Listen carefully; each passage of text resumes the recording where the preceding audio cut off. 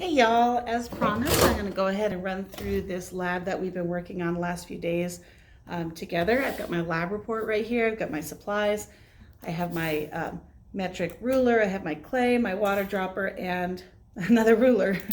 All right, so I'm going to go ahead and follow the directions. So first it says lift one end of the pan to the height of 4 centimeters, quickly set back down, and watch the water until it settles back down. Explain what happens. So I'm going to take my metric ruler and I'm going to lift this area of the tray up to 4 centimeters, measuring at the top of the tray, not the bottom, because I don't want to make a big mess. All right, and I'm going to just observe what happens. So I'm going to move my ruler so I can really get a good look. All right, so what happens? My wave moves back and forth and bounces off of the edge. So I'm going to go ahead and write that down. My wave bounces back and forth, bounces off the opposite edge of the tray. Now I'm going to fill my dropper with water, and from a height of about 10 centimeters, again, I'm going to use my metric ruler, measuring from here. That's about right here. Release 1 drop of water in the center of the tank. Observe and record what happens. Okay, so I'm going to observe and record what happens. I'm going to say that it moves out in a circular pattern and again bounces off the edge. Moves out in a circular pattern, bounces off the edge. I'm going to continue dropping water into various parts of the tank, trying at different places and heights, and I'm just going to kind of observe. Interesting, when it bounces off the edge and it meets back with another one, makes some pretty cool patterns. So I'm going to go ahead and observe that, and I'm going to say, what's one way you could change the amplitude of the wave? How can I make my wave bigger? Well, I can lift my tray higher, makes a bigger wave, versus, lifting my wave only a little bit. And of course, I could do it with the dropper. I can increase the amplitude or the size of the wave by dropping from higher, makes a bigger wave as opposed to lower. Or I can squeeze it hard, can make a bigger wave that way as well. So I can disturb the water with a bigger disturbance, and that'll result in a bigger amplitude wave. So I'm going to write that down. What's one way I could change it? Maybe I could lift the tray higher, I could hit the table harder, I can squirt harder, I can drop from a higher height. Any of those would work to increase my amplitude. The next one says, how can I change the wavelength of the wave? Well, if I can make more waves happen faster, I can change the wavelength, right? I could squish the waves closer together. And I could do that by a couple of different ways. I could drip faster. Oh yeah, and that wavelength increases dramatically. Those waves get a lot closer together. Also, I observed that if I go from higher, it actually makes a whole bunch of little waves. And I could increase my decrease my wavelength by putting a whole bunch of waves together. Or again, I could hit the table,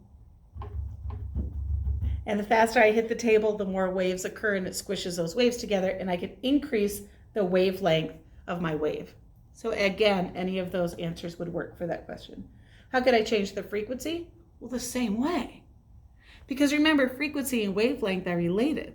If I shorten my wavelength, I'm going to increase my frequency. If I increase my frequency, I'm going to shorten my wavelength. So all the same ways I can impact my wavelength, I can also impact my frequency. Go back to your Slinky lab if that doesn't really make sense to you. All right, number 4 says add a floating object. So I can make my little clay into a little boat, or I could grab a little piece of styrofoam. All right, and the little piece of styrofoam works well as well. And then it says, drop water into the water, observe the floating object, and record what I observe. Well, the floating object kind of moves back and forth a little bit, back and forth a little bit. If I get down low, I can see that it kind of dips down and moves back and forth, almost in a little circular motion. It doesn't only move up and down, it kind of moves in a little circular motion. Interesting. It says, okay, blah, blah, blah, record what you observe. So I can write that. I can say it moves up and down, slightly back and forth, moves almost in a little circular motion. What's the direction of the medium, that's the water and the air, because that's what the wave is traveling through, in relationship to the wave? Now, I can do this again a couple of ways. I can pick it up and drop it, and I can watch my little floating object. Interesting. Or I can watch kind of the wave move back and forth. It's hard to see a single particle of water, obviously, which is why I gave you the little floaty to watch. How is it moving in relationship to the wave? The wave's moving back and forth, and the medium is mostly moving up and down. It is moving slightly circular, although it is hard to observe here. But if you've ever been in the ocean and gone up about waist high, as the wave moves by you, you kind of feel yourself be pushed down, pushed up and back and down and up and back as your body is being moved by those waves, right? And that's the motion of the medium in a surface wave. Because remember, these look like transverse waves because they go up and down, but they're not. They're surface waves because they're between two separate surfaces, water and air. And when surface waves happen, you have a little bit of that circular motion underneath as opposed to just the up and down. So what's the relationship of the medium? It's moving perpendicular. It's moving up and down while the wave moves back and forth, or you could say slightly circular as the wave is moving back and forth. What I want you to understand is this little piece of water, this little particle of water, as the wave starts, that particle isn't traveling back and forth, just the energy is. The particle is staying in one place. All right. What happens when the wave hits the side of the tank? What's the scientific term for that? It hits the side of the tank and it bounces back. The scientific term for bouncing back of a wave? Reflection. Bounces back, reflection. What happens when two waves hit each other? And what's the scientific term for that? Well, it depends on the waves. How can I do this? Well, I could do like this and see if I could get multiple waves going. I could do like this and see multiple waves going. I could do like this and see multiple waves hitting each other. What happens? Well, it depends. They tend to cancel each other out most of the time. Every now and again, you get a big ripple. And the scientific term for that is interference. All right? So the scientific term for bouncing back is reflection. When waves hit each other is interference. Sometimes they cancel each other out. Sometimes they build a bigger wave for a moment. In that video that I posted, you can see how two waves come together and make a bigger wave as well. The video that I posted in Google Classroom. All right, on the back it says, place a stick of clay near the center of the tank. All right, so I'm going to go ahead and place a stick of clay right there, and I'm going to push down slightly so water can't get underneath it. And I'm going to lift one end of the pan to the height of 4 centimeters, quickly set it back down, observe and record what happens when waves travel from one of the tanks, strike the barrier. Okay, 4 centimeters, and I just know that because I planned it that way. Interesting, what happens? Now this is where I like to actually draw it. So I'm going to draw my wave on my paper right here, and I'll show it to you in a second. But what I do see is as the wave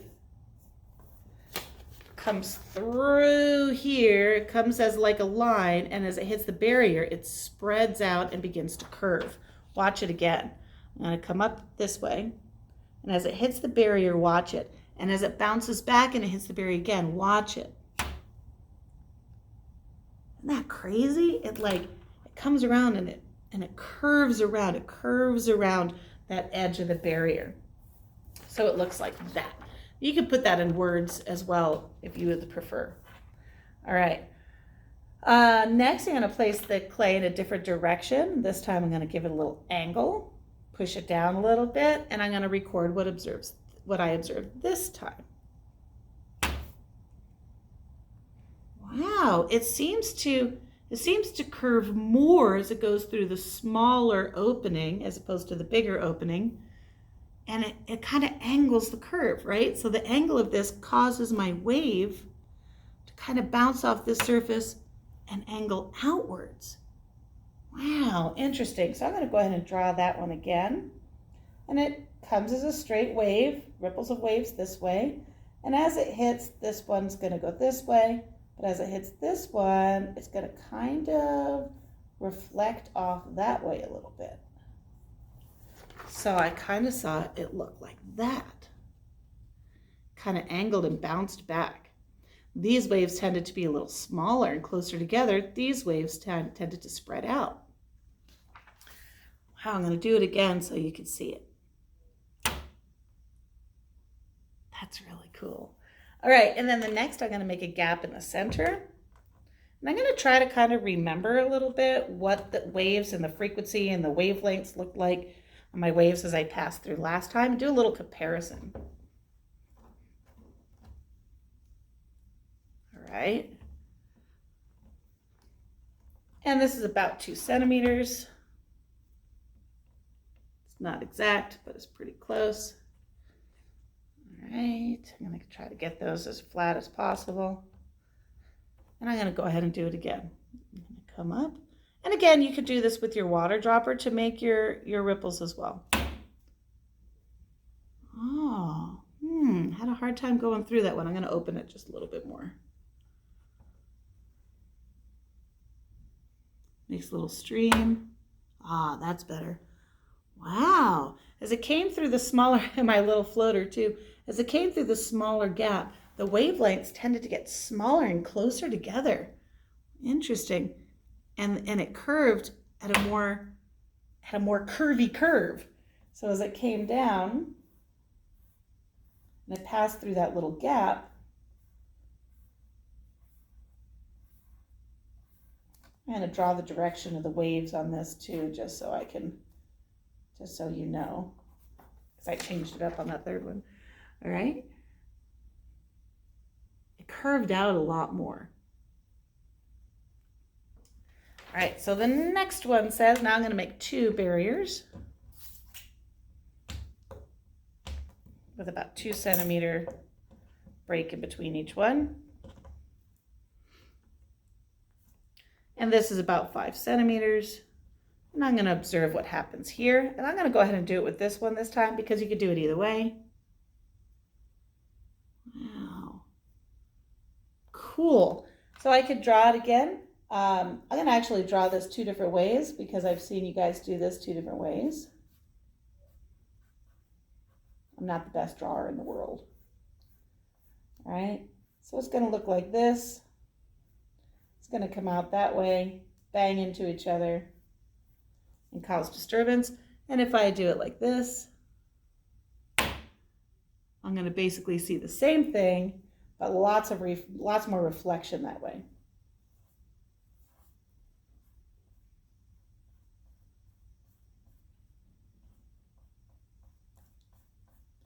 All right.